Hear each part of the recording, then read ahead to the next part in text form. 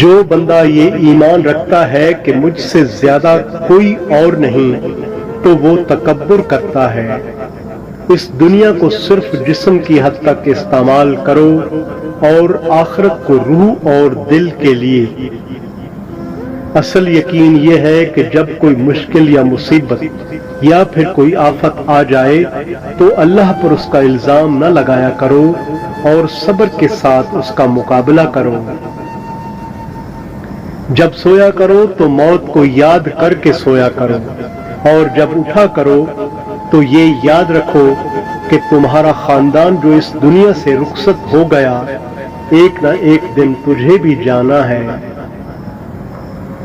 جو شخص مشکل میں یا مصیبت میں دوسروں سے مدد مانگتا ہے، چیختا ہے، چلاتا ہے کہ جیسے اس نے نیزہ پکڑا ہے، وہ حق تعالی سے جنگ کرتا ہے۔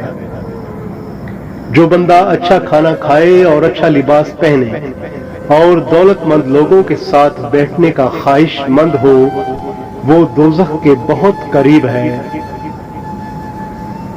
جو کچھ تمہارے پاس ہے اگر اس پر تم خوش ہو تو شریف اور نیک ہو، اگر مطمئن نہیں ہو تو ذلیل ہو۔ یاد رکھو سرداری سچائی میں اور فقر فقیری میں ہے، جبکہ بزرگی قناعت میں پوشیدہ ہے۔ اصل بہادر وہ ہے جو مصیبت کے وقت اللہ پر بھروسہ رکھے اور خاموشی اور صبر و تحمل سے کام لے۔ ضرورت مند کی جائز حاجت پوری کرنا 1 مہینے کے اعتکاف سے بہتر ہے۔